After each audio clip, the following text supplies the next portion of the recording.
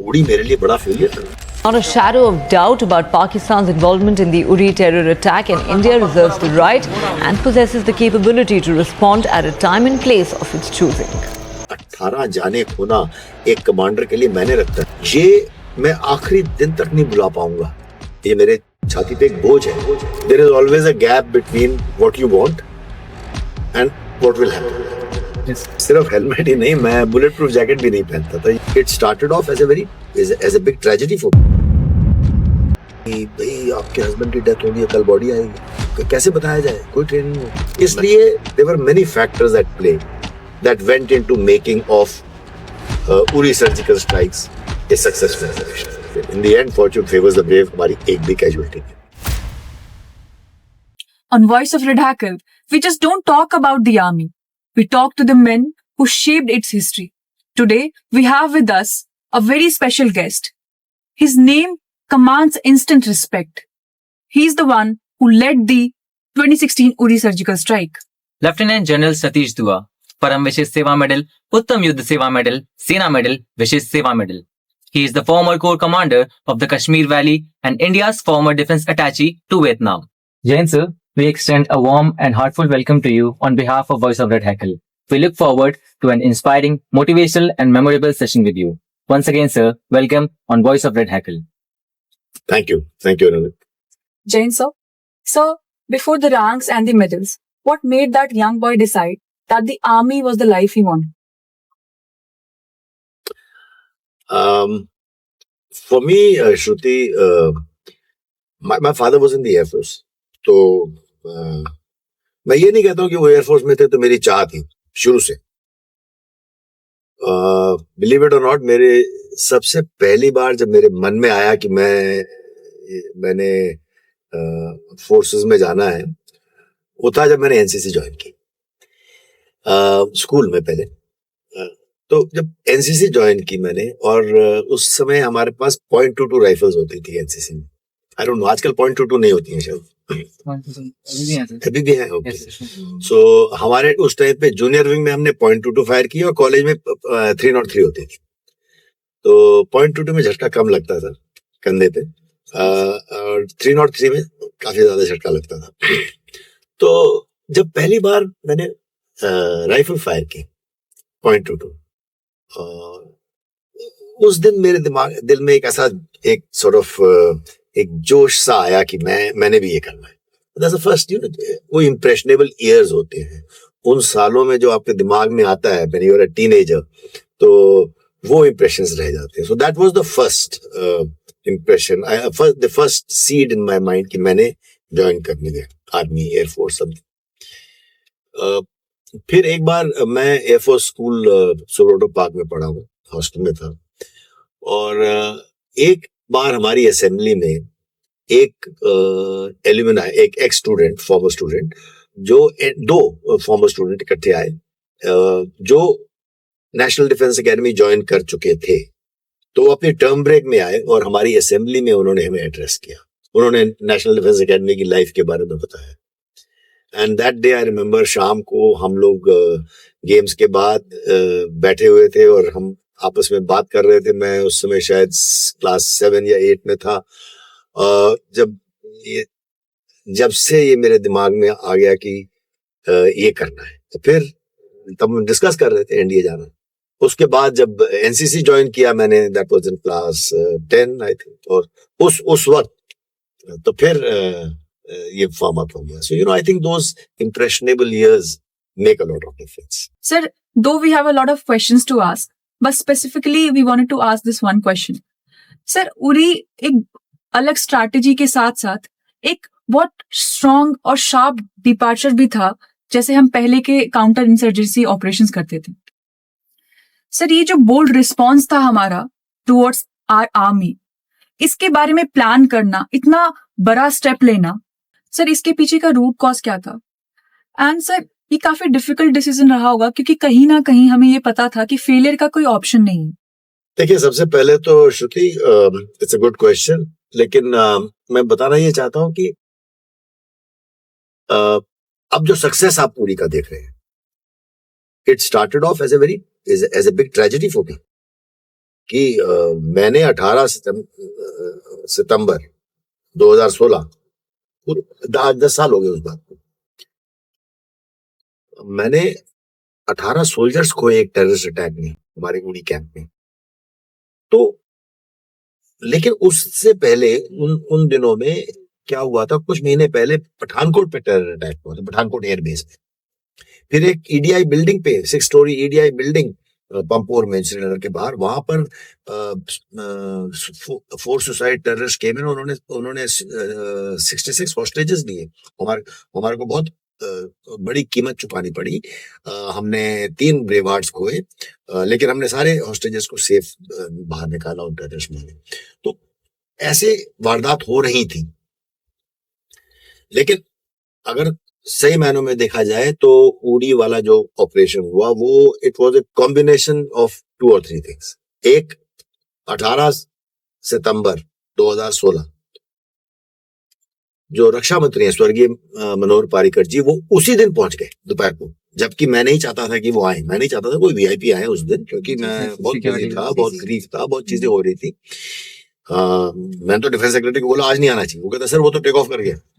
तो मिस्टर मोहन थे defence secretary. अच्छा, तो वो उस दिन पहुंचे और फिर आर्मी चीफ आ चुके थे, आर्मी कमांडर भी थे, नॉर्दर्न आर्मी कमांडर। और हम जब उनको ब्रीफिंग कर दिया, ब्रीफिंग के बाद उन्होंने पूछा तो अब क्या करना है। तो मैंने कहा सर अगर इससे आपका मतलब है कि हमें इसके एवज में क्या करना है, रिस्पॉन्ड क्या करना है, तो वो मैं आपको अलग से ब्रीफ करना चाहता हूँ। इधर ऑपरेशन रूम में दें, क्या 30-35 लोग थे, ऑफिसर्स थे। मेरे ऑफिस में सिर्फ डिफेंस मिनिस्टर गए, army chief, northern army commander और मैं। पहले आर्मी चीफ ने बोला नेशनल लेवल पे हमारी क्या तैयारी है, क्रिटिकलिटीज है वगैरह, तो वो उनका काम है। मेरा काम है सिर्फ कश्मीर के ऑपरेशन। तो जब उन्होंने मेरे को कहा तो मैं तैयारी करके बैठा था एक सेंटेंस की, ताकि मैं कुछ उनका अटेंशन खींच सकूं। तो मैंने कहा सर आप हाँ कह दो मैं कर दूंगा। बोले क्या? मैंने कहा सर, फिर उनको मैंने बोला कि हर बारी वो टेररिस्ट भेजते हैं, हमारे पास टेररिस्ट तो है नहीं, वो टेररिस्ट आते हैं हमारे सिविलियंस को मारते हैं, हमारे सोल्जर्स को मारते हैं, कभी कभी बॉडीज म्यूटिलेट करते हैं। आपने सुना होगा बीहेडिंग की कहानी। और हम तो कुछ नहीं कर सकते, हम टेररिस्ट भेजते नहीं, हम टेररिस्ट है नहीं हमारे पास भेजने के लिए। तो हम इस बार कुछ ऐसा करेंगे जो आज तक नहीं है, हम पार जाके ऑपरेशंस करेंगे। और मैंने वहीं बैठे बैठे ये मैं कैसे कह सका, क्योंकि मैं ये सब चीजें एज ए कर्नल मैं अपने खुद ऐसे ऑपरेशंस कर चुका हूं, जो मैं अपनी एक किताब ब्रेवेस्ट ऑफ ब्रेव, एक किताब लिखी है मैंने, तीसरी किताब जो मेरी, उसमें मैं इसका जिक्र कर चुका हूं कि ऐसे ऑपरेशंस मैंने कैसे किए, हमने कैसे किए। तो ऐसा तजुर्बा था। उस दिन डिफेंस मिनिस्टर आए, और सबसे ज्यादा क्रेडिट मैं देता हूं डिफेंस मिनिस्टर, क्योंकि वो ये भी कह सकते थे कि मैं प्रधानमंत्री से डिस्कस करूंगा, आपको हुक्म मिल जाएंगे, मैं दिल्ली वापस जाके डिस्कस करूंगा, लेकिन उन्होंने वहीं पे मुझे permission they the. So I think it was a combination of many things कि उसी दिन का उनका आना, उनका ऐसे मेरे से पूछना कि बताओ क्या कर सकते हैं, तो हम लोगों ने उनको एक सॉल्यूशन दिया कि हर बारी तो हम तो ऐसे ही नहीं तो डिफेंसिव ही होते जाएंगे। और फिर हमारा उस ऑपरेशन को लॉन्च करना, उनका इजाजत देना वहीं पे ऑन द स्पॉट। फिर 10 दिन में हमने ऑपरेशन लॉन्च किया, लेकिन फॉर्च्यून फेवर्स द ब्रेव, हमारी एक भी कैजुअलिटी नहीं हुई, जबकि मैंने मिस्टर पारिकर को कहा था कि कैजुअलिटीज होंगी। तो उसमें ऊपर वाले का हाथ है, जो मैं कहा फॉर्च्यून फेवर्स द ब्रेव। अब मान लीजिए अगर हमारी 8-10 कैजुअलिटी हो गई होती, भगवान ना करे, तो फिर शायद ये सक्सेस नहीं माना जाता, फिर ये शायद इसकी ऐसी अनाउंसमेंट्स नहीं होती। इसलिए there were many factors at play that went into making of Uri surgical strikes a successful operation. सब इसी से वो डेस्टिनी में था कि कितना तक के बाद हमें करना है, वो हमारे देश की डेस्टिनी में था, क्योंकि उसके बाद 2 साल बाद फिर हमने, जब पुलवामा में अटैक हुआ तो हमने बालाकोट किया, डीप इनसाइड। उरी तो 4-5 किलोमीटर, 3-4 किलोमीटर था अंदर, ये तो डीप इनसाइड हमने बालाकोट एयर स्ट्राइक्स करी। ऑपरेशन सिंदूर में उनके कितने सारे बेसिस को हमने इकट्ठे नस्ते नाबूद कर दिया। Yes, sir. तो एक रास्ता सा खुल गया, और हमारा इनहिबिशन, जो उन लोगों ने कभी पाकिस्तान का एक न्यूक्लियर कार्ड चल रहा था कि हमारे पास न्यूक्लियर वेपन्स हैं, वो हमारे देश को एक स्पेस मिल गई उस न्यूक्लियर थ्रेशोल्ड के नीचे कि अब हम ऐसे ऑपरेशन कर सकें। अब मुझे सबसे ज्यादा सेटिस्फैक्शन, जो मैंने अपनी पहली किताब में लिखा है इंडियाज ब्रेव हार्ट्स में, सबसे ज्यादा सेटिस्फैक्शन मुझे इस बात की होती है कि मैं सेकंड लेफ्टिनेंट डे से रहा हूं बॉर्डर्स पे, एलओसी पर, अलग अलग टेन्योर्स में। हम हमेशा पेट्रोलिंग करते हैं, एम्बुश लगाते हैं, क्योंकि उनके इन्फिल्ट्रेटर्स आते हैं। 2016 के बाद अब पाकिस्तान आर्मी भी पेट्रोलिंग करती है और एम्बुश लगाती है, क्योंकि अब उनको डर है कि कब आ जाएंगे यहाँ से। सो दैट ये हमने मतलब इंडियन आर्मी ने चेंज कर दी। सर ये जो इतनी सारी प्लानिंग थी, मतलब सिर्फ और सिर्फ 10 दिन के अंदर हर एक सिनेरियो को कंसिडर करना, कॉन्सिक्वेंस को मेंटली प्रिपेयर करना अपने सोल्जर्स को, सर वो वाला रोल आपने कैसे प्ले किया? देखो ऐसे होता है अनिरुद्ध, हर एक का आर्मी में हर एक का अपना अपना रोल है। मेरा काम था, क्योंकि मुझे मालूम था कि हमारे स्पेशल फोर्सेस की तैयारी है, हमारी तैयारी हमेशा रहती है। yes. यानी स्पेशल फोर्सेस अपने इंटेलिजेंस को अपडेट करके रखते हैं कि टेररिस्ट कैंप्स की लोकेशन कहाँ है। हमारे इंटेलिजेंस के सूत्रों से हमें पता रहता है कि ये इस कैंप में कितने तकरीबन टेररिस्ट हैं वेटिंग टू क्रॉस, मतलब फिर वो आगे टेररिस्ट लॉन्च पैड्स पे आते हैं, लॉन्च पैड से इन्फिल्ट्रेट करते हैं। तो हमारे को इंटेलिजेंस से उसकी खबर रहती है, तो लोकेशंस मालूम है, कितने टेररिस्ट हैं वो मालूम है, उनकी मेजर एक्टिविटीज हमें पता लगती रहती हैं फ्रॉम आवर सोर्सेस। और जो कुछ चेंजेस आते हैं वो हमारे पास सैटेलाइट इमेजरी है, कई ऐसे टूल्स हैं, ड्रोन्स हैं, जिससे हमारे को खबर मिलती रहती है, इंटेलिजेंस होते हैं। तो इसके अलावा स्पेशल फोर्सेस अपनी तैयारी करते रहते हैं कि अगर हमें हुक्म मिला तो हम कैसे जाएंगे। ये रही तैयारी की बात। अब ये रोल है स्पेशल फोर्सेस का, वो तैयार रहते हैं, उनको जिस दिन परमिशन दो वो तैयार है ऑपरेशन करने के लिए। ये मैं बताना चाहता हूँ, ये मुझे भरोसा था, क्योंकि ये चीज मैं उनके साथ कई बार रिव्यू कर चुका था। ये हर कमांडर तैयारी रखता है, क्योंकि देखिए इंटेंशन और कैपेबिलिटी दो अलग अलग चीजें हैं। ये कैपेबिलिटी है जो मैं आपको बता रहा हूं, हमारी स्पेशल फोर्सेस की, इंटेलिजेंस की, हमारी इंडियन आर्मी की कैपेबिलिटी रखते हैं हम, काबिलियत रखते हैं कि हम जाके अंदर उनको स्ट्राइक कर चुके हैं, जो आज बोलते हैं घर में घुस के मारेंगे, वो काबिलियत रखते हैं, दैट इज कैपेबिलिटी। इंटेंशन एक अलग चीज होती है, इंटेंशंस कैन चेंज ओवरनाइट, लेकिन कैपेबिलिटी बनाने में सालों लगते हैं। और इंटेंशन 18 सितंबर को ओवरनाइट बदल गई। पारिकर जी ने हाँ बोल दिया, वहीं पे बोल दिया, मेरे आर्मी चीफ के सामने, आर्मी कमांडर के सामने मुझे इजाजत दे दी कि आप जो करो। फिर मुझे तो कोई परमिशन भी नहीं लेनी थी, अप्रूवल नहीं लेना था, क्योंकि उन्होंने अप्रूवल दे दिया। तो हाँ, इसीलिए हम 10 दिन के अंदर हम लॉन्च कर पाए। इंटेंशन उन्होंने बदल दी एक दिन में, और कैपेबिलिटी हमारी पहले से थी। ये बात जाना, तो मैंने कहा कि आपको बताया कि हर एक का अलग अलग रोल है। फिर उसके बाद में 10 दिन में ट्रेनिंग हुई, सबसे अच्छे लोग सेलेक्ट करना, वो सेलेक्ट कर, वो मेरा काम नहीं था, वो कमांडिंग ऑफिसर था। वो जो यूनिट थी, वो जो सीओ था, वो उन्होंने करना है। जो उनके टीम लीडर थे, जो मेजर्स हैं, उन्होंने करना था, जो अपनी अपनी टीम को लीड करेंगे कि कौन ज्यादा सूटेबल है। तो अपनी अपनी टीम में जो सिलेक्टेड लोगों को लेके जाना, उनकी ट्रेनिंग कराना, वो मैंने ओवरसी किया थोड़ा बहुत जाके, लेकिन बाकी उन लोगों का काम है। तो हर एक को ये डेलीगेशन एट अप्रोप्रिएट लेवल, हर एक का अपना अपना रोल है, जैसे मैं बता रहा था, और सबने वो रोल बखूबी अदा किया। और फिर जैसे मैंने आखिर में पहले कहा, in the end Fortune favours the brave, हमारी एक भी कैजुअलिटी नहीं। यस सर, बेसिकली सर हम पहले से हर एक चीज के लिए प्रिपेयर थे, और वो जो उड़ी का रिटेलिएशन जो हमने किया था, वो एक अपॉर्चुनिटी थी हमारे लिए। एब्सोल्युटली, बिल्कुल ठीक कहा, अपॉर्चुनिटी।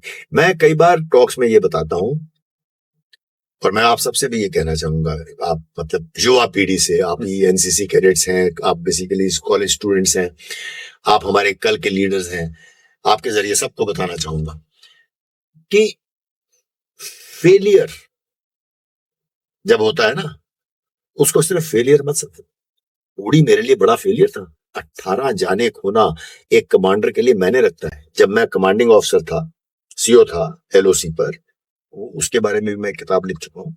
उसके ऑपरेशंस के बारे में मैंने 8 सोल्जर्स को, उसमें 2 मेजर और 6 जवान, ये मैं आखिरी दिन तक नहीं भुला पाऊंगा।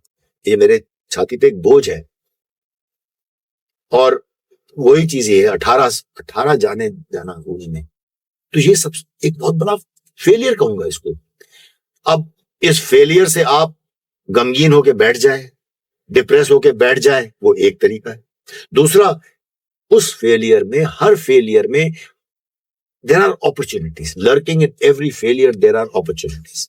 और मैं हमेशा ये मानता हूं कि every setback is a setup for a comeback, और यही हमने किया। देखिए, आज अगर मैं बोलूं उड़ी, तो आप उड़ी पिक्चर की बात करोगे, हाउस द जोश की बात करोगे, कोई ये नहीं रियलाइज करता कि कितने बड़े फेलियर से शुरू हुआ था। 18 सितंबर से, जब 29 सितंबर को अनाउंस किया, 10 दिन बाद, 11 दिन बाद, अब सबको वो उड़ी पिक्चर याद है, सबको वो याद आता है। क्यों? क्योंकि फिर अब सक्सेस इतना बड़ा बन गया है। इसलिए हिम्मत नहीं हारनी चाहिए जब आपकी जिंदगी में अपसेट होते हैं, जब चैलेंजेस आती हैं, जब फेलियर्स आते हैं। और उस every dark cloud has a silver lining, उसको खोजिए, उसको ढूंढिए, और सच्चे दिल से करोगे तो मिलेगी। सर, जैसे आपने बताया कि आप सोल्जर्स को मेंटली प्रिपेयर करना, सर इतनी सारी चीजें आपने बताई सर, बट हम ये भी जानना चाहेंगे कि सर बैक देन आप आर्मी ज्वाइन करने का एक ख्याल आपके जहन में कैसे आया? इंटरेस्टिंग इसलिए क्योंकि इट ट्रांसपोर्ट्स मी बैक। मुझे बहुत साल पुराना वाक्य याद आता है, जब मैं आपसे भी कम उम्र का था। मुझे 2 चीजें याद आती हैं इसके बारे में। पहला, जब मैं क्लास 7 या 8 में था, मैं यहाँ दिल्ली में ही एयरफोर्स सेंट्रल स्कूल में पढ़ता था। आजकल उसका नाम एयरफोर्स स्कूल है, सुब्रोडो पार्क। तो एक बार हमारी असेंबली में, मॉर्निंग में असेंबली में 2 हमारे एक्स स्टूडेंट, फॉर्मर स्टूडेंट्स, जो कि नेशनल डिफेंस एकेडमी में सिलेक्ट हो चुके थे, वो अपनी एनडीए से टर्म ब्रेक पे आए थे, तो वो असेंबली में आए, उनको बुलाया और उन्होंने एक टॉक दी असेंबली में, नेशनल डिफेंस एनडीए की लाइफ के बारे में। तो मुझे याद है, उस दिन शाम को हम लोग गेम्स के बाद, मैं हॉस्टल में था, तो हम लोग गेम्स के बाद बैठे हुए सब फ्रेंड्स आपस में बात कर रहे थे। कोई कह रहा था मैं जाऊंगा एनडीए, कोई कह रहा है ये बहुत टफ है, मतलब आपस में बातचीत की। फिर बात खत्म हो गई, उम्र ऐसी थी। फिर मैंने एनसीसी ज्वाइन की थी क्लास 10 में, और पहली बार जब मैं परेड वगैरह हमने की, जैसे परेड सिखाते हैं, आपने एनसीसी में किया होगा, परेड ड्रिल ये। लेकिन पहली बार जब मैं फायरिंग के लिए गया, उस टाइम .22 राइफल्स होती थी रेंज पे। आप लोगों के पास अभी .22 होती है? ओके, तो .22 उस टाइम जूनियर एनसीसी में होती थी, और .303 राइफल होती थी सीनियर विंग में। तो .22 राइफल जब मैंने फायर की, मुझे याद नहीं गोली मेरी कितने टारगेट पे लगी, लेकिन मुझे उससे जोश बहुत आया। जो पिक्चरों में देखते थे फायर कर रहा है, मेरे फादर एयरफोर्स में थे, तो एयरफोर्स में ऐसी फायरिंग नहीं होती, लेकिन जो हम आर्मी का देखते थे, तो मेरे को वो फायर करते ही ना बहुत वो जोश आया। मुझे वो टॉक याद आई कि उन्होंने एनडीए के बारे में बोला था, फिर यहाँ फायरिंग की।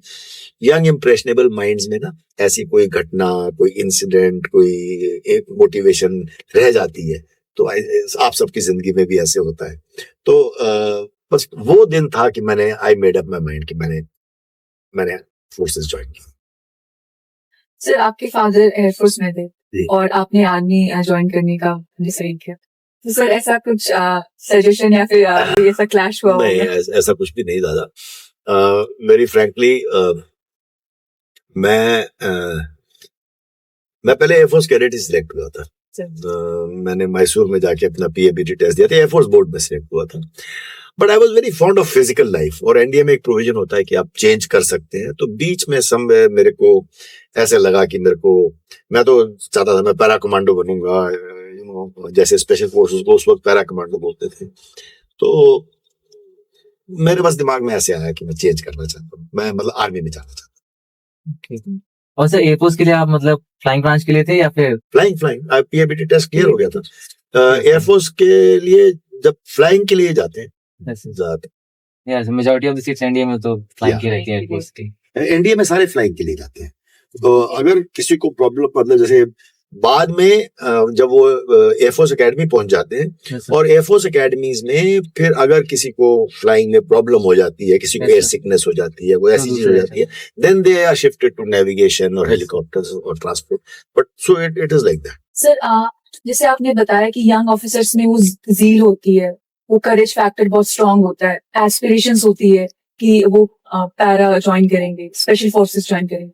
सर हमने कारगिल, जैसे अभी हम 27th कारगिल विजय दिवस इस साल मनाएंगे, 27th एनिवर्सरी, यस 27th। तो सर कारगिल विजय दिवस में हम उन हीरोज को सैल्यूट करते हैं, उन यंग सोल्जर्स को सैल्यूट करते हैं जिन्होंने बहुत डिफिकल्ट टेरेन्स पे फाइट किया फॉर आवर कंट्री। तो सर वो कारगिल आपके लिए, आपने उसको बहुत करीब से देखा है, कारगिल का आप पार्ट रह चुके हैं, तो आपके लिए कारगिल कितना इम्पोर्टेंस रखता है? देखिए, कारगिल वॉर जो थी वो सिर्फ मेरे लिए ही नहीं बल्कि पूरे देश के लिए बहुत अहमियत रखती है। बिल्कुल। कारगिल की लड़ाई, उस वक्त मैं कमांडिंग ऑफिसर था, मैं एलओसी पे अपनी बटालियन कमांड कर रहा था, लेकिन मेरी बटालियन कारगिल में नहीं। मैं कारगिल में वैसे सर्विस कर चुका हूँ, पहले डिप्लॉयड रह चुका हूँ, लेकिन मैं उसके साइड में एक सेक्टर में था, एलओसी। लेकिन कारगिल की जो लड़ाई है वो एक लिविंग प्रूफ है कि कैसे यंगर जनरेशन ने हमें विजय दिलाई। देखिए, हमारे तरफ से कुछ तो खामियां हुई हैं, इंटेलिजेंस की खबर या सर्वेलेंस की में कुछ इनएडिक्वेसीज, जिससे कि उन लोगों ने आके, यानी पाकिस्तान आर्मी ने आके हमारे टेरिटरी में कुछ जगहों पे कब्जा कर लिया। तो उनको एविक्ट करना, एविक्ट यानी कि उनको खदेड़ के वापस भेजना, खास तौर पे उनको काफी एक रिस्ट्रिक्शंस दी गई थी हमारे देश की तरफ से कि आप पीछे से अटैक नहीं करोगे, एलओसी क्रॉस नहीं करोगे। तो इसलिए उनको अटैक करने पड़े फ्रंटल अटैक। आर्मी में it does not make tactical sense, मतलब टैक्टिक्स के लिहाज से फ्रंटल अटैक बहुत ज्यादा मुश्किल होते हैं। लेकिन मैं कहता हूं कि जो मेरी पीढ़ी के कई लोग कहते हैं कि आजकल का यूथ जो है वो बड़ा मोबाइल देखता रहता है, गूगल पे डिपेंडेंट रहता है, ऑनलाइन गेम ज्यादा खेलते हैं, ऐसे आर्मी में भी एक फीलिंग रहती है कि इनका ऐसा है डिसिप्लिन, मोटिवेशन। अब आप लोग तो शायद उस समय आपको तो बिल्कुल नहीं याद होगा, तो पैदा भी नहीं हुए होंगे। हाँ सर। लेकिन हालांकि आप लोग पैदा नहीं हुए थे कारगिल की लड़ाई में, लेकिन आप सबको पता है ना, विक्रम बत्रा वाला, दिल मांगे मोर वाला कैप्टन विक्रम बत्रा, अनुज नैयर, मनोज कुमार पांडे, विक्रांत थापर, ऐसी बहुत सारी अनगिनत कहानियां हैं। मालूम है ना आपको? क्यों मालूम? आपको पुरानी हिस्ट्री में से इतने योद्धा के बारे में नहीं पता होगा, इतनी नहीं पता होगा कहानियां महाराणा प्रताप की और शिवाजी की, उतनी नहीं पता होंगी जितनी ये पता होंगी। क्यों? वो इसलिए कि आप उनसे रिलेट करते हो, वो यूथ हैं आपकी तरह। ये जितने मैंने नाम लिए हैं, इनमें से एक, इनमें पता क्या कॉमन था? एक भी इनमें से 24 साल से ज्यादा उम्र का नहीं था। अब जो larger than life image Sher Shah बोलते हो, उम्र 24 साल थी सबकी या कम। मैं ऐसे यंग लीडर्स के साथ कश्मीर में देख चुका हूं, कैप्टन पवन की कहानी में लिख चुका हूं। मेरा कहने का, मैं जो बताना चाहता हूं ये है कि कारगिल की लड़ाई पहली, मैं कहूंगा, एक ऐसी लड़ाई थी जिसमें कि सारे यंग ऑफिसर्स, यंग लीडर सामने आए। ये 22, 23, 24 साल का लड़का, ये अपने सीजन सोल्जर्स, उसके सोल्जर जो है वो 30, 40 साल की उम्र वाले सोल्जर्स थे, जिनको 10, 15 साल का तजुर्बा था फौज में। वो उनके पीछे चले। क्यों? वो इसलिए चले क्योंकि ये बोलता था मेरे पीछे मूव, अटैक में सबसे आगे, लीडिंग बाय पर्सनल एग्जांपल। जब ऐसा कोई लीडर करता है ना तो सारी दुनिया, उसकी सारी फौज उसके पीछे चलती है। ये वर्ल्ड वाइड फिनोमिना है। Yes. तो कारगिल की लड़ाई में जो आपने कहा, क्या जो चीज है जो जो मेरे दिमाग में सबसे बड़ा इंप्रेशन ये है कि जो हमारी खामियां एक हायर लेवल पे हुई हैं, जैसे कि वो लोग अंदर आ गए नेशनल लेवल पे, पॉलिटिकल लेवल पे, मिलिट्री लेवल पे, जो हायर लेवल पे जो हमारी खामियां हुई हैं, जिसकी वजह से वो आके पाकिस्तान ने पोस्ट हमारी या कुछ हमारे माउंटेन पीक्स ऑक्यूपाई कर लिए, इन युवा पीढ़ी ने, इन यंगस्टर्स ने उसको रिडीम किया। उन्होंने उनको क्लियर के बताया और अपनी बहुत बहुत महंगी कीमत चुकाई। बहुत लोगों ने अपनी जानें दी, चाहे वो ऑफिसर हो चाहे वो सोल्जर्स हो। Yes. तो मुझे गर्व है उस समय ये सारी युवा पीढ़ी थी, Yes. आपकी उम्र के लोग थे। तो आपको ये देखना है कि आपकी उम्र के लोग थे ये जो करके आए हैं, जो आपने बड़े बड़े नाम सुनते हैं। Yes. और सर जैसे कि कारगिल एक बहुत बड़ी सक्सेस थी हमारे लिए, मतलब इतने सारे एफर्ट्स, इतने सारे मतलब इतने सैक्रिफाइसेस थे हमारे, और लास्ट में फिर हम जीते थे उसे। हमने एक एग्जाम्पल सेट किया ग्लोबल लेवल पे। और सर उसके बाद भी ऐसी क्या मतलब बिगेस्ट लेसन्स हो सकते हैं जो हम कारगिल से हमने सीखे और आज भी इंडियन आर्मी उसे मतलब फॉलो करती है, उनका ध्यान रखती है ताकि और कॉन्सिक्वेंसेस ना हो सेफ्टी के लिए? Very good question. हर लड़ाई में, न सिर्फ अपने देश में, चाहे रशिया यूक्रेन की लड़ाई हो, चाहे अमेरिका ईरान जो अभी चल रहा है, हर लड़ाई में एक अच्छी आर्मी या arm forces, army, navy, air force, मतलब मैं आर्मी से हूं तो मैं आर्मी बोलता हूं, आई मीन ऑल थ्री।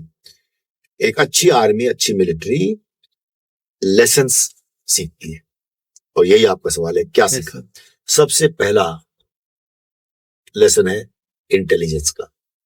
हमें हमेशा एक पुख्ता, एक क्रेडिबल एंड एक्टिव इंटेलिजेंस होनी चाहिए दुश्मन के बारे में। और दुश्मन की इंटेलिजेंस बॉर्डर पे नहीं शुरू होती, डीप बियॉन्ड द बॉर्डर, कहां से वो हरकत कर रहा है। चाइना जब गलवान में इन्होंने किया तो हमें पहले से खबर आ गई थी कि कहां कहां आ रहे हैं ये, हमने अपने फोर्सेस मूव करनी शुरू कर दी थी। तो हमारे को खबर रखनी पड़ती है दुश्मन की पहले। वो उसके अलग अलग जरिए हैं, मैं हम डिटेल में नहीं जाएंगे, लेकिन सबसे पहला लेसन है गेट बेटर इंटेलिजेंस। और आजकल टूल्स बहुत हैं, drone, satellite, cyber intelligence, internet, मतलब बहुत सारे टूल्स हैं टू गेट इंटेलिजेंस। तो इंटेलिजेंस इज वेरी इंपॉर्टेंट। अब जैसे मैंने पहले आपको एक अलग आंसर में बताया कि इंटेलिजेंस थी ना हमारे पास उड़ी में, कहाँ टेररिस्ट कैंप्स हैं, इसीलिए हम 10 दिन में कर पाए। 10 दिन में तो नहीं ढूंढ पाते कि कहां पर है, हमने बोल दिया उसमें, इसीलिए था। Absolutely. So intelligence is very important. Kargil में एक लड़ाई नहीं सिखा। दूसरा, एग्रेसिव स्पिरिट। यंग लीडर्स, जो इनकी जांबाज स्पिरिट थी उसकी कोई तुलना नहीं। यानी आप आजकल देखिए ड्रोन, रोबोट्स, एआई, इसमें बहुत जोर है, प्रिसीजन गाइडेड मिसाइल्स, लेकिन at the end of it एक दूसरे पे नुकसान पहुंचाना मिसाइल से, ड्रोन से हो सकता है, जैसे ऑपरेशन सिंदूर में हुआ। लेकिन अगर दुश्मन को खदेड़ना है, दुश्मन अगर आपके इधर आ जाता है, खदेड़ना है, या दुश्मन को उसकी जगह पे, जैसे हमने टेररिस्ट कैंप में जाके मारा, तो वो करना है, तो उसके लिए ये यंग लीडर्स चाहिए, ये जांबाज लीडर चाहिए जो फिजिकल असॉल्ट करने पड़ते हैं। तो हम कभी ये ना भूलें, हाँ एआई आ गया, ड्रोन आ गया, साइबर हो गया, तो अब हमारे को जरूरत नहीं है। नहीं, हमें वो इंडियन आर्मी के अटैक और बेसिक्स नहीं भूलने चाहिए। मेरे हिसाब से ये 2-3 लेसन्स बहुत बहुत जरूरी है हमारे लिए। सर जैसे आपने बताया कि उरी सर्जिकल स्ट्राइक था, उसने एक वे क्रिएट किया, उसके बाद हमने बालाकोट स्ट्राइक किया, ऑपरेशन सिंदूर की। सर ऑपरेशन सिंदूर में हमें बहुत हाईटेक मिसाइल्स हमने यूज की, और भी बहुत सारी चीजें हमने बहुत सारे जो न्यू प्रोक्योरमेंट थे उसका इस्तेमाल किया। तो सर पहले के जो स्ट्राइक्स किए और अभी जो ऑपरेशंस हो रहे हैं, सर इसमें डिफरेंस तो बहुत सारा है। सर आगे के लिए, फ्यूचर के लिए हमें अपना बेस नहीं खोना चाहिए। जैसे आपने मेंशन किया, जो बेसिक है वो हमें हमेशा ही उसका ध्यान रखना चाहिए। लेकिन सर, ये जो नई डेवलपमेंट्स हम कर रहे हैं सर, ये ऑल अराउंड वर्ल्ड हो रही है। तो सर कहीं ना कहीं ये एक डर भी क्रिएट करती है। तो इंडियन आर्मी ये कहाँ पर स्टैंड करती है कि अभी हम भी उतना ही पार्टिसिपेट कर रहे हैं, अब हम भी डिफेंस एक्सपोर्ट कर रहे हैं। पहले हमारा मोस्टली इंपोर्ट पे डिपेंडेंट था, बट अब हम भी एक्सपोर्ट कर रहे हैं, हम भी पार्टिसिपेट कर रहे हैं ग्लोबल लेवल पे। तो सर इंडियन आर्मी अभी कहाँ पर स्टैंड करती है इस पॉइंट ऑफ व्यू पे? मल्टी डोमेन ऑपरेशन ऑपरेशंस में कहाँ पर स्टैंड करती है? मल्टी डोमेन ऑपरेशंस की तैयारी इज अ कंटिन्यूअस प्रोसेस, क्योंकि आप आजकल टेक्नोलॉजी इतनी जल्दी चेंज होती है कि 5 साल में नई टेक्नोलॉजीज आ जाती है। So you have to keep continuously upgrading that, क्योंकि डोमेन्स ही बदल रही है ना। Yes sir. आज से 5 साल पहले किसी ने एआई नहीं सोचा था। मतलब एआई की डेवलपमेंट हो रही थी, but AI did not become common. जैसे आज आपका हमारे फोन में 2 अलग अलग एप्स हैं कम से कम, मतलब बहुत सारे एआई अवेलेबल है। तो मल्टी डोमेन ऑपरेशंस में इंडियन आर्मी की तैयारी in keeping with that is a continuous process. यानी कि जब ड्रोन्स आए तो हमने ड्रोन्स इनकॉर्पोरेट करने शुरू कर दिए। जब प्रिसीजन गाइडेड मिसाइल उसके पहले थे, तो हमारे पास हमारे अपने मिसाइल आर्सनल्स बहुत अच्छे हैं। ऑपरेशन सिंदूर में हमने ये देखा, हमने देखा कि कैसे हमारे मिसाइल्स, हमारे ड्रोन्स और हमारे एयर डिफेंस सिस्टम्स, उसमें रडार शामिल हैं, उसमें वेपन सिस्टम शामिल हैं, हमारे फाइटर एयरक्राफ्ट शामिल है। तो ये सब को इकट्ठे मिला करके हमने एक ऑपरेशन पहले तो लॉन्च किया, फिर जब उन्होंने अटैक किया तो हमने डिफेंड किया, और डिफेंस के साथ साथ फिर हमने ऑफेंसिव भी किया, और हमने कैसे उनके एयरफील्ड्स और इंस्टॉलेशंस को डिस्ट्रॉय किया।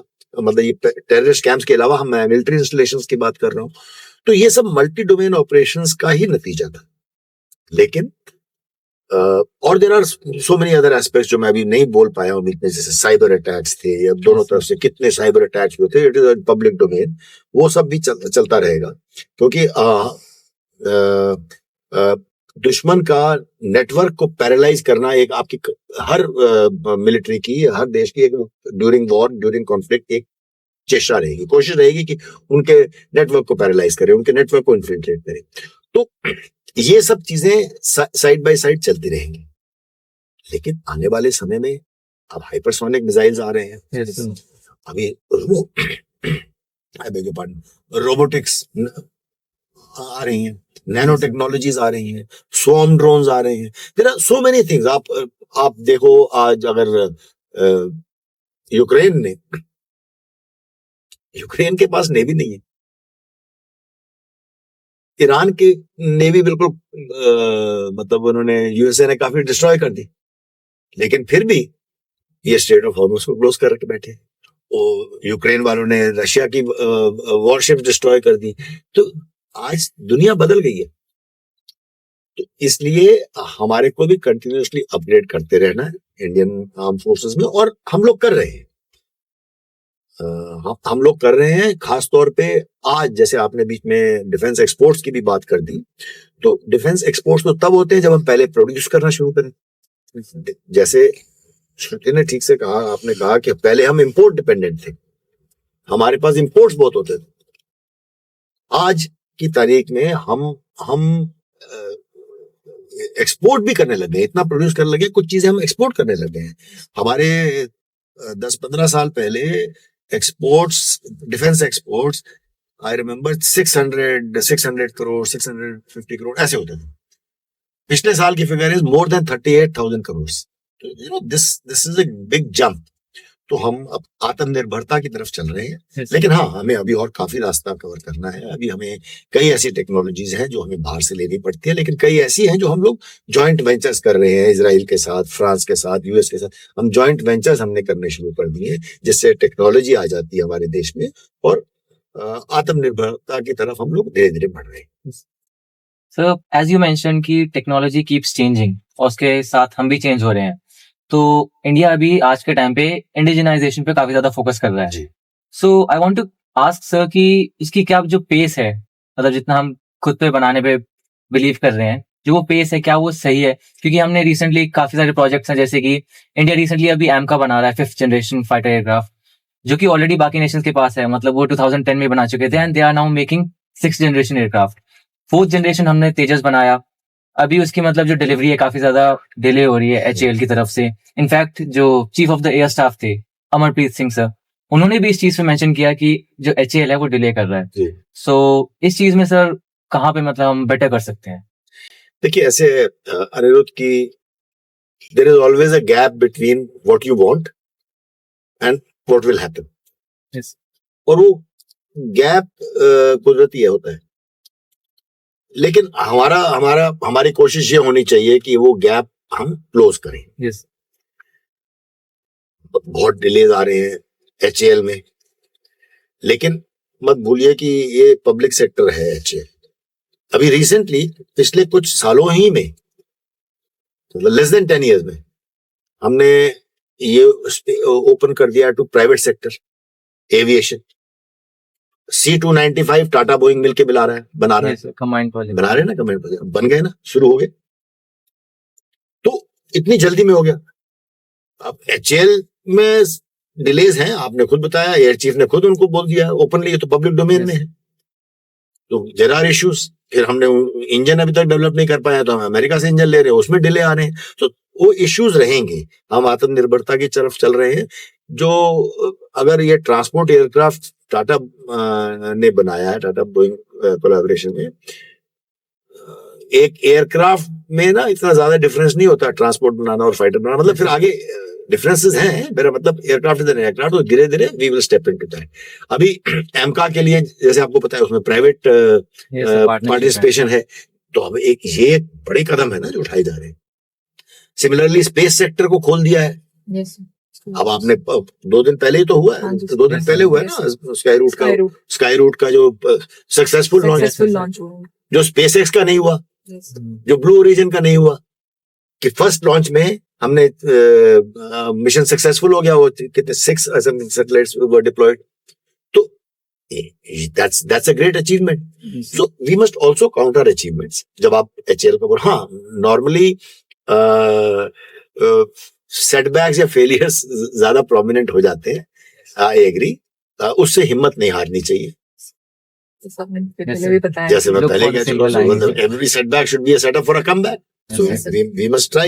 Yes, our way of doing things, जैसे हमारा पिछले कुछ दशकों में, डिकेड्स में चलता आया है, सडनली अभी 1-2 डिकेड में चेंज होने लग गया है। Opening it to private sector brings more efficiency, brings cost cutting. Yes, sir. तो ये सब चीजें एविएशन में हो रही हैं, स्पेस में हो रही हैं। अभी nuclear field has been open to private investors. So देखिए इसमें थोड़ा समय लगेगा, लेकिन that will come. So I think these are very progressive steps moving toward आत्मनिर्भरता। लेकिन I just want to question everybody, change does not happen overnight. Patience रखनी पड़ेगी इन देशों को, जो अमेरिका की हम बात करते हैं या और यूरोपियन कंट्रीज की बात करते हैं, इजराइल की बात करते हैं, चाइना की, इनको बहुत समय लगा था। हमने बहुत समय तक कोई ज्यादा एफर्ट नहीं किए। जब अब कुछ एफर्ट्स हो रहे हैं, थोड़ी पेशेंस चाहिए, but I am very confident हमारे लाइफ टाइम में ही हम चेंजेस देख लेंगे।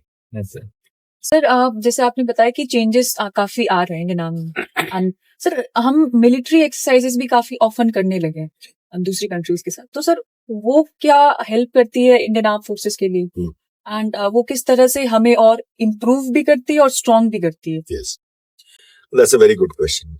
देखिए मिलिट्री एक्सरसाइज, जॉइंट एक्सरसाइजेस करना दूसरी आर्मीज के साथ, जब मैं चीफ ऑफ IDS था फॉर रिटायरमेंट, तो I was heading the Indo military cooperation group.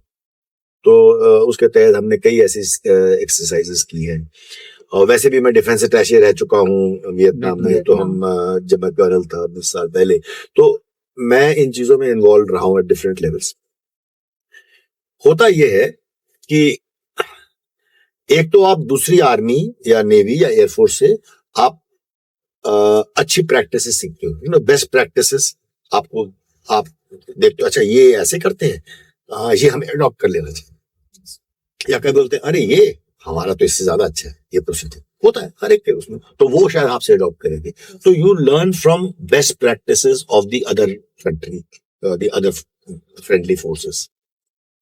बल्कि मैं तो कहूँगा कई बार दुश्मन से भी सीखने को मिलता है, क्योंकि अगर वो कुछ अच्छा कर रहा है तो you try to do that. दूसरा, interoperabilities between the forces are very important. Now let me explain. Interoperabilities ये होती है कि मान लीजिए कल को कोई ह्यूमैनिटेरियन असिस्टेंस की अगर मिशन है, अब कहीं एक देश में सुनामी आ गया, तो आप शिप्स भेजते हो या एयरक्राफ्ट भेजते हो, दूसरी कंट्रीज भेजते हैं, आपस में इनको कोऑर्डिनेट करके ऑपरेट करना इजी हो जाता है अगर आपने पहले एक्सरसाइजेस की हो, क्योंकि हर एक की टर्मिनोलॉजीज अलग होती हैं, हर एक का करने का तरीका अलग होता है, तो वो प्रैक्टिस पहले की होती है, तो आप एक दूसरे से आपकी इंटरऑपरेबिलिटीज बढ़ जाती है। कई बार ऐसा हो सकता है कि counter terrorism is a world wide phenomena, मतलब terrorism is a world wide phenomena. Counter terrorism में कई बार आपको इकट्ठे ऑपरेशन करने पड़ते हैं। हम लोग एससीओ के तहत, मैं एक बार रशिया में गया था, एक जगह है चेलियाबिंस्क, चेरबकुल फील्ड फायरिंग रेंज में, हमने 15 देश की आर्मीज ने हमने काउंटर टेररिज्म एक सिनेरियो में एक्शन लिया था। मैं उस टाइम गया था फील्ड फायरिंग रेंजेस में। तो ऐसे भी ऑपरेशंस होते हैं, इसलिए इंटरऑपरेबिलिटी करेक्शन जॉइंट एक्सरसाइजेस करने से, जॉइंट ट्रेनिंग, सिर्फ एक्सरसाइज नहीं, ट्रेनिंग कोर्सेज भी होते हैं। कितने ऑफिसर्स हमारे जाते हैं विदेश में, अलग अलग कंट्रीज में, अलग अलग लेवल के कोर्सेज करने, ट्रेनिंग कोर्सेज करने, हमारे देश में कई आते हैं। So we learn from each other. And sir, अभी आज के टाइम पे जैसे काफी सारे मिलिट्री ऑपरेशंस हो रहे हैं, एयरफोर्स के अलग होते हैं, आर्मी के अलग होते हैं, नेवल के अलग होते हैं, बट अब एक न्यू कॉन्सेप्ट भी आ चुका है सिनर्जी का, जिसमें तीनों सर्विसेज मतलब एक साथ ऑपरेशन करते हैं। तो क्या आप उसको थोड़ा डिस्क्राइब कर सकते हैं? पहली चीज तो ये न्यू कॉन्सेप्ट नहीं है। ये वर्ल्ड वॉर 2 के बाद 66 कंट्रीज हैव अडॉप्टेड इट।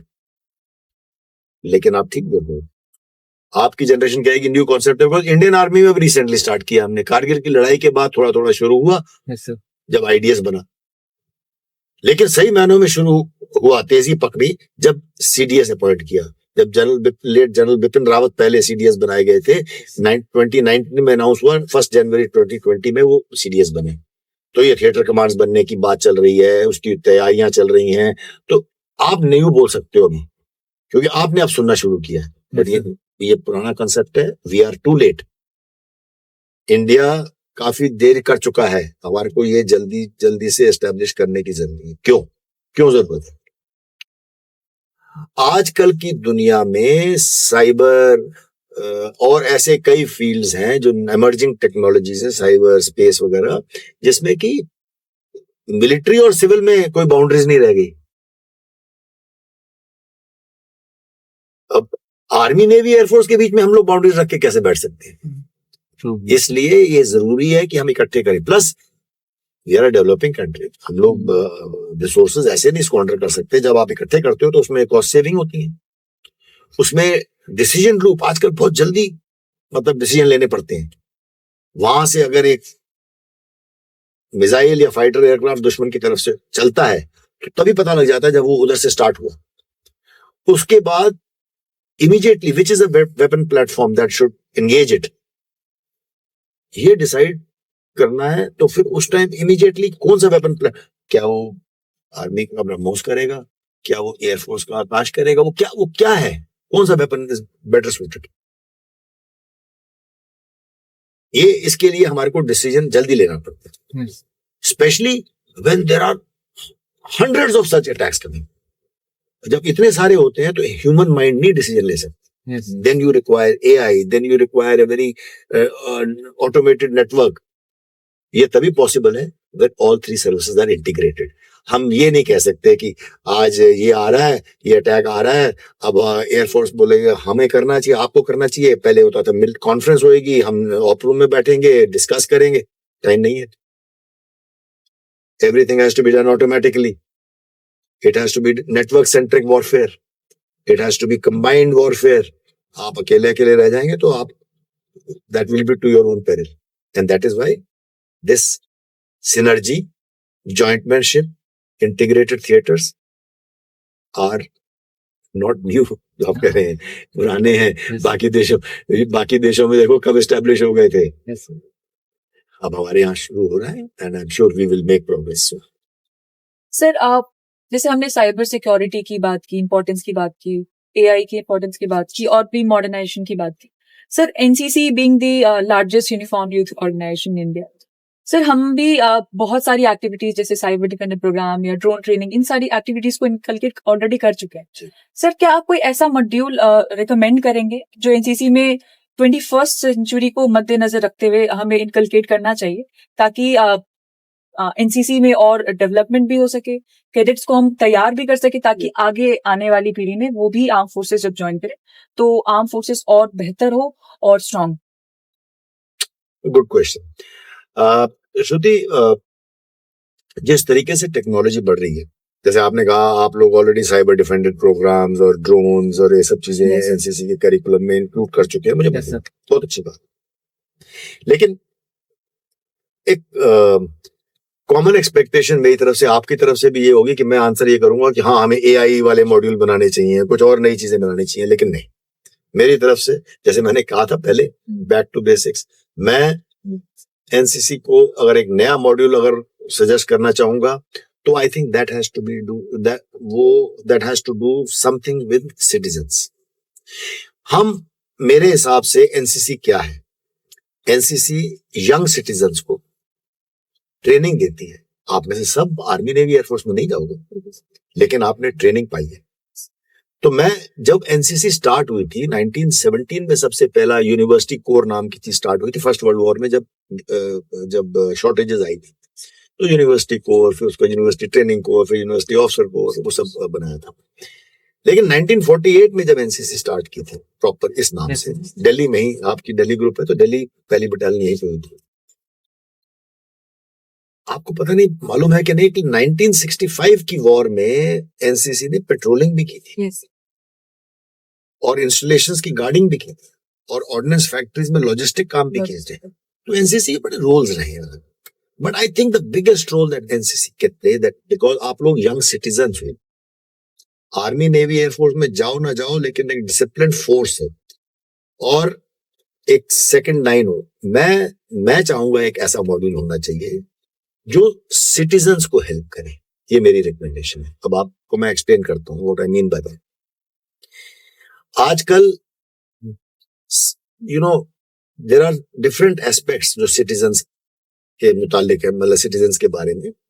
एक तो just being a good citizen is very difficult to be a good citizen. तो being a good citizen, whether it is etiquettes, ethics, आजकल इकोलॉजिकल इश्यूज हैं, क्लाइमेट चेंज, बहुत सारी ऐसी इश्यूज हैं जो कि सिटीजन्स कैन पार्टिसिपेट. दूसरी तरफ है HADR, humanitarian assistance in times of floods, earthquake, man made and artificial disaster. Artificial तो मैन मेड तो हो गए ये सब, sorry I beg your pardon, natural and artificial या man made. Natural floods, earthquake वगैरह में, इसमें NCC can come to rescue, come to help, because NCC cadets आप सिटीजन्स ही हो, तो आप अलग अलग स्कूल्स को, सॉरी अलग अलग टाउन्स, विलेजेस में, मोहल्ला कम्युनिटीज में रहते हो. You can be a part of that. And also for man made disaster. आजकल जो स्कैम्स होते हैं, there are so many scams. Elders को पता नहीं लगता, people who are not used to mobile phones, people who don't know how to do it, उनके scams हो जाते हैं. मोबाइल डिजिटल अरेस्ट, कितनी चीजें होती हैं. I think we need to harness this force as a matter of awareness, as a matter of precautions. आप लोग अपने मोहल्लों में, अपने कम्युनिटी में, अपने सोसाइटी में, अपने टाउन में, अपने गांव में सब ये चीजें फैला सकते हो. So that's what I feel. I think we need to have more consciousness that you can be of good use to society in all these aspects. Sir, you have played a crucial role in the memorandum of understanding between India's NCC and Vietnam's youth exchange. तो आपके perspective से ये जो youth exchange होते हैं NCC के बीच में और वियतनाम के जो टाइज हैं, तो ये आगे फ्यूचर के जो डिप्लोमेटिक टाइज हैं उनको कैसे शेप करते हैं, मतलब कैसे इनसे बेटरमेंट होता है? देखो, जब मैंने अराउंड 20 years ago मैं वियतनाम में डिफेंस अटैचे था, तो एक वहां पे वियतनाम यूथ फेडरेशन है, VYF। तो Vietnam youth federation is something like RNCC। वो यूनिफॉर्म में नहीं होते हैं, but they are organisation of youth. तो मैंने उनसे मिला, उनसे बातचीत करी, और हमारे एनसीसी में जनरल PC चौधरी थे, यहाँ पे डिस्कशन करके फिर वो ही वाज DG NCC, फिर वो वहां आए और हमने बातचीत करके एक MOU साइन करवाया। अब हर साल एक्सचेंज होता है पिछले 20 साल से। एक साल हमारे कैडेट्स जाते हैं, एक साल उनके डेलीगेशन यहाँ आती है। तो जैसे मैंने जॉइंट एक्सरसाइज के बारे में कहा, similarly this is a forum where youth, जो आप लोग हैं, यूथ हैं, वो एक दूसरे से इंटरेक्ट करते हैं, मिलते हैं, एक दूसरे के कल्चर के बारे में और एक दूसरे मतलब कि उन सिर्फ 15 बच्चों के लिए बात नहीं कर रहा हूँ, 15 यूथ के नहीं, पूरे देश में आप जाते हैं तो पूरे वियतनाम के बारे में सीखते हैं। वियतनामीज डेलीगेशन यहाँ आती है तो पूरे इंडियन कल्चर के बारे में सीखती है। आप उनको जगह और साइट सीइंग भी कराते हैं, कल्चर, क्विजीन, मूवीज, हर चीज के बारे में को एक्सपोज करते हैं। तो मेरे हिसाब से diplomacy, because I have worked in 3 embassies, Vietnam, Cambodia and Laos, diplomacy is too big to be left to just diplomats. ठीक है, वो अपना रोल काम कर रहे हैं, अपने एम्बेसीज में अपना काम कर रहे हैं, वो ऑफिशियल है। बट जो पीपल टू पीपल कॉन्टैक्ट है, जो अंडरस्टैंडिंग है, आजकल की दुनिया में वो बहुत जरूरी है। स्पेशली ये इंटरनेट का जमाना है, साइबर स्पेस का जमाना है। इसमें क्या है कि जितना आपस में इंटरेक्शन होगा, एक दूसरे के बारे में अंडरस्टैंडिंग होगी, आने वाले समय में बहुत फायदा होगा। अभी वियतनाम और इंडिया के साथ हमारे बहुत अच्छे रिलेशंस हैं। इंडस्ट्री भी, अब उन्होंने रिसेंटली विनफास्ट नाम की कार मैन्युफैक्चर कर रहे हैं, आपने देखा होगा, एक इलेक्ट्रिक कार। तो सिमिलरली जितनी देशों के साथ हमारे यूथ का इंटरेक्शन होगा, diplomacy and culture understanding on one side. एक और जरूरी चीज ये है कि आप में से कल के लीडर्स खड़े होंगे। अब जो डेलीगेशन में एक बार वियतनाम जा चुका है, वहां पे 15 दिन लगा चुका है या लगा चुकी है कोई लड़की, तो जब वो कल के नेता बनेंगे, जब वो डेलीगेशन से डील करेंगे, उनकी कितनी एक अंडरस्टैंडिंग बेटर होगी। Same thing from the other country, अगर वो इंडिया आ चुके हैं, उनकी इंडिया के बारे में अंडरस्टैंडिंग कितनी अच्छी होगी। तो धीरे धीरे we are building a base for that, क्योंकि आप में कल के लीडर्स छुपे हैं हर फील्ड में, चाहे वो बिजनेस में हो, चाहे वो डिप्लोमेसी में हो, चाहे वो साइंटिफिक कम्युनिटी में हो, लेकिन तो फिर वो चीजें काम आएंगी। So I think that is where we build a base for what do you say, it's a global village, पूरी दुनिया ऐसी बनती जा रही है। Sir, the South China Sea has become one of the world's most contested maritime regions. Sir, what do you think about the strategic importance of India's ties with the countries lying in South China Sea, like Vietnam and Philippines? We're exporting defense procurements to Philippines and countries like Vietnam as well. So what is the importance of these ties and these relations in terms of trade, in terms of defense, and in terms of other things as well? देखिए श्रुति, आने वाले समय में जो influences है ना, वो एक खाली बेस लगाने से नहीं होंगे। एक तरफ आपको चाहिए इकोनॉमिक लिवरेजेस। आप इकोनॉमी से, तो चाइना कैसे करता है, अपनी इकोनॉमी से डोमिनेट करता है बहुत सारी कंट्रीज को। तो आपको चाहिए इकोनॉमिक लिवरेजेस, डिप्लोमेटिक इंस्टीट्यूशंस, और आपको चाहिए देशों को आपस में इंटरेक्ट करने में चाहिए डिफेंस। अब इंडिया जो है, हमारी नेवी बहुत एक्सपैंड कर रही है, मतलब इंडियन ओशन से लेके इंडो पैसिफिक का पूरा रीजन हम लोग कवर करते हैं। आजकल आप देखा होगा आपने, पिछले 2-3 सालों में आई थिंक कितने सारे हमारे वॉरशिप्स, फ्रिगेट्स, कितने सारे नए लॉन्चेस हुए हैं, सबमरीन्स कितने लॉन्च हो रहे हैं। तो हमारी ये एक क्षमता जो है, कैपेबिलिटी जो है, मैरीटाइम कैपेबिलिटी, वो बढ़ती जा रही है। आने वाले समय में ये बहुत काम आती है। अब बेस जाके नहीं बनाते हैं, लेकिन आप वही जो पहले हम फॉरेन एक्सरसाइज की बात कर रहे थे, शिप विजिट्स की होता है, आपस में इंटरऑपरेबिलिटीज बढ़ती है, शिप्स जाती रहती हैं, पोर्ट ऑफ कॉल्स करती हैं। तो साउथ चाइना सी में हमारे दो OVL ONGC विदेश लिमिटेड के हमारे 2 एक्सप्लोरेशन वेल्स भी हैं, हमारी मतलब एक्चुअल में प्रेजेंस है वहां पे। तो ये रही बात हमारे लिवरेज। दूसरा इकोनॉमिक लिवरेज, हमारे FTAs हैं कंट्रीज के साथ, हमारे फॉरेन ट्रेड एग्रीमेंट्स हैं, तो जो फ्री ट्रेड एग्रीमेंट्स हैं और जितनी हमारी इंपोर्ट एक्सपोर्ट चलता है तो वो एक लिवरेजेस बढ़ती है। देन आपने देखा हाल ही में इंडोनेशिया गए थे प्राइम मिनिस्टर, Yes. हमने उनसे बात की है ब्रह्मोस मिसाइल की, आकाश मिसाइल की, फिलीपींस को हमने ब्रह्मोस बेचे हैं, Yes, वियतनाम से yeah. हमारी बातचीत चल रही है। तो इन सब देशों के साथ हमारे डिफेंस के ताल्लुकात बढ़ते जा रहे हैं, हम उनको एक्सपोर्ट भी कर रहे हैं। इनके साथ हम जॉइंट एक्सरसाइजेस जो हमने पहले बात की, इन सब के साथ हम जॉइंट एक्सरसाइजेस करते हैं। तो इन सब तरीके तरह से हम अपना influence may be a strong word, but अपना फुटप्रिंट हम उन जगहों में जो इंडो पैसिफिक रीजन है जिसमें साउथ चाइना सी शामिल है, उसमें हम अपना फुटप्रिंट बढ़ा सकते हैं, बढ़ाते हैं। एंड सर इससे म्यूचुअल बेनिफिट भी होता है Absolutely. जिसके साथ मतलब जिस नेशन के साथ हो रहा है। जी। सर आपकी book India's brave hearts, sir उसके चैप्टर 4 में एक बहुत इंटरेस्टिंग किस्सा लिखा हुआ है, मैं और मेरी हेलमेट। सर उसमें आपने बताया कि आप ऑपरेशंस के दौरान हेलमेट नहीं पहनते थे, तो सर वो कैसे बाकी सोल्जर्स को करेज प्रोवाइड करता था? और सर आपको मतलब उन ऑपरेशंस में पार्टिसिपेट करने विदाउट हेलमेट क्या कभी ऐसा नहीं लगा कि डर सा माहौल हो, या फिर ऐसा लगा कि नहीं पहन लेना चाहिए था?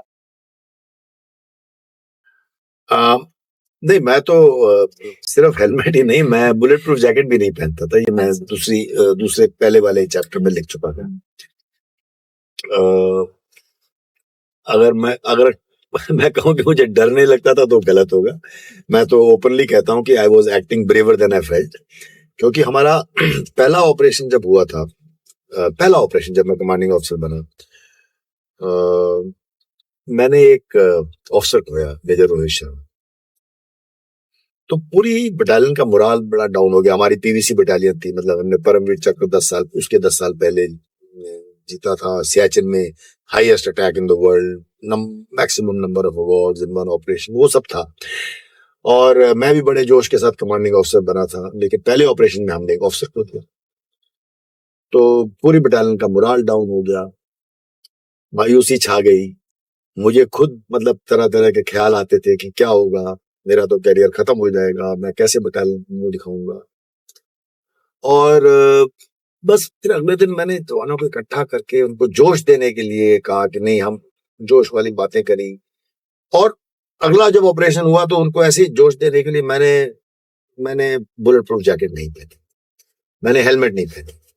अब मेरे को मतलब ये मैं खुद उसमें लिखता हूँ कि I was acting braver than I felt. मतलब ऐसा नहीं है, डर तो हर एक को लगता है, लेकिन मैंने देखा कि मेरा ये करना उससे बहुत जवानों में बड़ा जोश उत्साह आ गया, ये देखते हुए कि रिस्क लेके हमारा कमांडिंग ऑफिसर हमें आगे से लीड कर रहा है। तो उससे एक बड़ा जोश रहा। फिर अगले 3 साल एक बहुत जोश वाला माहौल रहा हमारी बटालियन में। हमने एक रिकॉर्ड सेट किया नॉर्दर्न कमांड में 106 किल्स का। हाँ, मैंने 3 साल हेलमेट नहीं पहने और बुलेट प्रूफ नहीं पहने। उस चैप्टर में जो मैंने लिखा है, एक बार वो एक ऐसा वाक्य हो रहा था कि शेर सिंह मेरा जो क्यूआरटी में था, हमारे ऊपर गोलियां ऐसे चढ़ रही थी, हम ऐसे एक मतलब स्टेप फील्ड होते हैं जो खेत के, तो एक इतने लेवल हमारे 2-3 फुट की 3 फुट का करीब रहा होगा या 4 फुट का गैप रहा होगा, उसके नीचे हमने कवर लिया हुआ था, ऊपर से मिलिटेंट फायर कर रहे थे। तो गोलियां हमारे इतने लग रही थी, मेरे पैर, हम खींचते जा रहे थे, मेरे पैर पे गोलियां आ रही थी, पैर के आगे लग रही थी गोलियां। फिर हमारी दूसरी पार्टी ने उनके ऊपर ग्रेनेड फेंका, फायर किया, दूसरी तरफ से उन्होंने उधर फायर किया। तो एक जरा मौका मिला हमारे को भागने का। तो जब मैं भागने लगा तो उसमें शेर सिंह मेरे सामने खड़ा हो गया हेलमेट लेके कि आज तो आपको पहननी पड़ेगी। मैंने उसको, चलो लंबी चौड़ कहानी खत्म करता हूँ, like to cut the long story short, मैंने उसको कहा, उसने मेरे को कहा आज मैं जाने नहीं दूंगा। तो उसने वो एक बार मेरे को हेलमेट पहनाई, तो फिर इसलिए मैंने वो लिखा। मैं उस टाइम हेलमेट पहन के भागी। तो मैं और मेरी हेलमेट, बल्कि ये एक मेरा टैग लाइन है, मैं सोशल मीडिया में काफी डालता हूँ, क्योंकि मैं मोटरसाइकिल राइड्स करता हूँ, हॉर्स राइडिंग करता हूँ, बाइसिकल राइडिंग करता हूँ, और हर एक में मैं ये कहता हूँ कि हेलमेट जरूर पहननी चाहिए। तो मैं हर एक में, मतलब फॉर सेफ्टी, हर एक की अलग अलग हेलमेट है तीनों की, लेकिन मैं उसमें हमेशा लिखता हूँ कि टैग हैशटैग मेरा है मैं और मेरी हेलमेट। तो दैट इज मोर, मैंने इसीलिए वो चैप्टर का नाम भी आई थिंक एप्टली उधर भी हेलमेट की कहानी। सर हम अक्सर सुनते हैं कि डिफेंस में जो बॉन्ड्स होता है बडीज के बीच में, वो ब्रदरहुड जैसा होता है। सर आपकी लाइफ में ऐसा कोई मतलब कोई मोमेंट हो जो आप शेयर करना चाहो, जहाँ पे ये जो ब्रदरहुड है वो एकदम सीरियसली काफी डिफाइन करता हो, वो मोमेंट जो आपको अभी भी याद हो? वैसे तो अनिरुद्ध बहुत सारी ऐसी चीजें हैं, बहुत सारे ऐसे वाकया हैं, इंसिडेंट्स हैं, आपको याद आता है कि मतलब how you share the bonds of brotherhood, एक बटालियन में, कंपनी में, प्लेटून में। मैं सरप्राइजिंगली कोई लड़ाई या कॉम्बैट का बात नहीं करूंगा। मैं आपको एक ऐसी बात बताता हूँ, इंसिडेंट बताता हूँ कि जब मैं कोर कमांडर था, लेफ्टिनेंट जनरल था, मैं एक बार अपने एक एसईओ की, जो मेरे साथ, जब मैं बटालियन में था, और मेरे साथ एनसीओ था, हवलदार था, उस अब उन मतलब वो ऑलरेडी देश के लिए अपनी जान कुर्बान कर चुका था, लेकिन मैं उसकी बेटी की शादी में गया। मैं भद्रवा में गया, मैं वहां हेलीकॉप्टर से लैंड किया, हेलीकॉप्टर से फिर हेलीपैड से फिर एक जिप्सी में तकरीबन आधा पौना घंटा की ड्राइव थी, कच्चा स्लशी रास्ता था, कीचड़ वाला। फिर आधा घंटा और ऊपर चलना पड़ा उसकी गांव के लिए, और उसकी बेटी की शादी अटेंड, क्योंकि 20 साल पहले वो मेरे साथ कॉम्बैट में था। तो यू सी, ये इससे ज्यादा कमरादरी कहाँ दिखती है? मतलब ऐसे, मैं आपको एक वाक्य आपने पूछा तो मैंने मेरे दिमाग में जो है बताया। ऐसे कई ऐसी चीजें हैं जहां आप अपने साथी के लिए, अपने कॉमरेड के लिए, तो सिर्फ कॉम्बैट में तो एक दूसरे के लिए जान दे देते हो, जान रिस्क कर देते हो, लेकिन ये ऐसे बॉन्ड्स हैं जो मतलब शायद रिलेटिव्स में ना करो, जो जैसे मैंने बताया। तो I think army, specially infantry battalion में जो लाइफ होती है, we are like an extended family. तो बॉन्ड्स ऑफ ब्रदरहुड और एक परिवार का हिस्सा बन जाते हैं। Yes.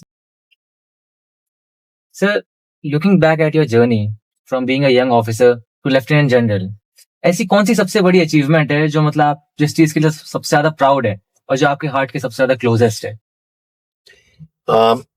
ये मैं ओरिजिनल आंसर नहीं दूंगा, क्योंकि मैं 1-2 बार पहले भी बोल चुका हूँ, और व्हेन आई आंसर तो आप समझ जाओगे कि मैं क्यों, मेरा आंसर यही है। ये मेरे से सवाल पूछा गया जब मैं रिटायर हो रहा था, एक फेयरवेल फंक्शन में, कि आपकी सबसे अच्छी अचीवमेंट क्या रही है, मतलब 4 डिकेड सर्विस करने के बाद। तो सबसे पहले मेरे दिमाग में आया कि जो मैंने जो सर्जिकल स्ट्राइक की है, जो मैंने मेडल जीते हैं, यूनिट साइटेशन जब मैं सीओ था, ये सब चीजें, मतलब ये मेरी अचीवमेंट्स हैं। लेकिन फिर मैंने सोचा नहीं, जो मेरे को अपने जवानों से, अपने ऑफिसर से जो मेरे को लॉयल्टी मिली है, almost like devotion, I think that is the biggest achievement. कि इससे ज्यादा बड़ी कोई अच्छी फीलिंग नहीं होगी, मैंने ये सोचा। लेकिन जब मैंने जवाब दिया तो वो इन दोनों से हटके था, और मैंने ये कहा उस टाइम, और ये कहूंगा आपको, आई think the single biggest achievement of mine, what I feel is my achievement, is कि जब मैं सीओ था, मैंने 2 विडोज की रीमैरिज करी, एक ऑफिसर की और एक जवान की। मुझे इससे ज्यादा सेटिस्फैक्शन और कहीं नहीं। We are looking forward to a very interesting part of this podcast, which is a rapid fire round. Basically, we'll be asking a few questions. And तो पॉइंट टू यूज करोगे? no, sir. No, sir. We'll be. I thought rapid firing में I have to duck bullets. No. अच्छा. So we'll be asking a few questions, and you have to answer in one word. One word only. Yes, sir. You can define it later, but one word is for like. It makes it interesting. Now to I have ducked the bullets. Yes, sir. Okay. Sir, the first question is one book you'd recommend every Indian must read to know about or understand about the answers. Impossible. That means my answer is impossible. Impossible to say that one book can encapsulate a huge idea like Indian Army. Because कोई आपको बहादुरी की कहानियां बताएंगे, कोई किताब आपको ये जो आप बोल रहे हो बॉन्ड ऑफ ब्रदरहुड की कहानी बताएगा, कोई आपको बड़ी emotional, there are many issues, मैंने अपनी किताबों में लिखा है how to break the news to family. मुझे करना पड़ा है मल्टीपल टाइम्स कि भाई आपके हस्बैंड की डेथ होगी, कल बॉडी आएगी, कैसे बताया जाए, कोई ट्रेनिंग नहीं होती। सो इट इज इम्पॉसिबल कि मैं आपको एक किताब या एक लेख बोल दूं कि आप इससे आप इंडियन आर्मी को समझ सकते। There are so many things to be read. There is so much to be given. So many talks to be listened to. So, few books you'd recommend for youth that we must read. Then I'll be partial and 3 किताबें तो मैंने लिखी हैं। नहीं ऐसा नहीं, because there are military history में बहुत किताबें हैं। I was impressed by a book called Defeat into Victory by Field Marshal Slim. मैं जनरल ज़ियाप वियतनाम के एक हैं, मैं उनको मिला भी था, grand old man when I met him. उन्होंने मुझे साइन करके किताब दी, पीपल्स वॉर पीपल्स आर्मी। हमारे ऑफिसर्स को प्रिस्क्राइब होती है हमारे एग्जाम में, उसमें कॉम्पिटिटिव एग्जाम्स में। And I could go on and on, मतलब वॉर, कारगिल वॉर की किताबें आपकी ये जनरेशन में, इसके ऊपर कई कुछ किताबें हैं, ये पढ़ने वाली हैं। कश्मीर की लड़ाई में पढ़ने वाली किताबें हैं। तो there are so many such books which inspire, तो अब ये आपको रेलेवेंट लगती हैं। वर्ल्ड वॉर 2 की कहानियां मैं बोल सकता हूँ, लेकिन वो हमने बहुत पढ़ी हैं अपने यंगर डेज में, आपको अब रेलेवेंट लगती है जो आज की कहानियां। अब आपको ऑपरेशन सिंदूर की कहानियां पढ़ेंगे आप, जो लेटेस्ट चल रही हैं लड़ाइयां, तो they will be more relevant, because जैसे आपने पहले कहा, we have to preparing our army for multi-domain operations, so you have to get ready, future ready. Yes. So if not the army, then which career do you think you would have chosen?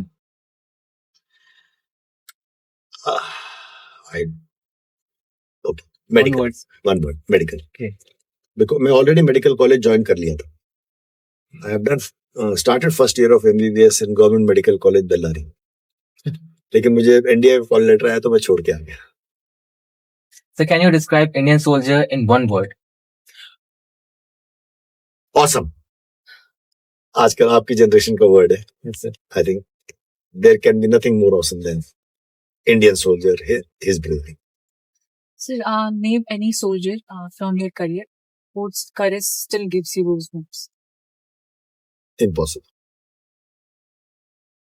अगर मैं हवलदार चुन्नीलाल, अब letter इनके नायब सूबेदार चुन्नीलाल की बात करूं, जिसके ऊपर मैंने तीसरी किताब लिखी है, he is the highest decorated soldier, Ashok चक्र, वीर चक्र, सेना मेडल। मेरे साथ था वीर चक्र वाले, मैं जब हवलदार था तो बस होता।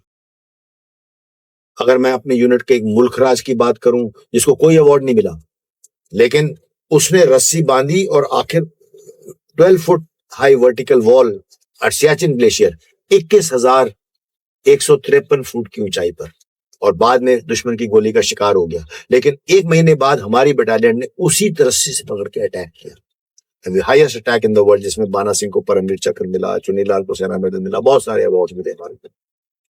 मैं 1971 में बात करूं कालिदास, सूबेदार कालिदास की, तो कालिदास ने उस एक कंपनी का विड्रॉल कवर किया। उसने कहा मेरे पास मशीन गन छोड़ दो, मैं इनको मारूंगा, और ये कंपनी को विड्रॉ करने के लिए उसने कवर किया विड्रॉल। इतनी बहादुरी से लड़ा कि दुश्मन ने जब उसकी बॉडी लुटाई तो उसके ऊपर एक ताबूत के ऊपर, यानी कॉफिन टाइप, उसके ऊपर एक उर्दू में साइटेशन चिपकाई हुई थी, ये सूबेदार कालिदास की लाश है, ये बहुत उसके आइडेंटिटी कार्ड उसके जेब से मिला और ये बहुत बहादुरी से लड़ता हुआ पाया गया। दुश्मन ने लिखे साइटेशन उसके। मेरे दिमाग में ऐसे 2-3 कहानियां अभी आई सिर्फ, वो मेरी बटालियन की 400 बटालियन है, इतनी सारी हैरत अंगेज कहानियां हैं। तो आप बोल रहे हो कि एक सोल्जर जो आपको गूज बम दे, तो इसलिए मेरा आंसर है impossible. So now we are done with the rapid fire questions. अब Thank God. I am relieved. now we have the last question जिसके लिए मतलब हम बहुत ज्यादा eager थे कि कब ये आए. What is that piece of advice you would like to give for the youth? Okay. देखिए आप लोग एनसीसी में हो. A lot of you are, all of you have been getting training in the armed forces way of doing things. Yes. A lot of you aspire to join the armed forces. Yes. But what I want to say to you is that you don't have to join the army to serve the country, Army, Navy, Air Force. You don't have to join the army to serve the country. You can serve the country by doing what you do to the best of your ability. Because the growth story of India needs all the skill sets. We need every walk of life. We need architects, we need software engineers, we need mechanics, we need every walk of life is required. So,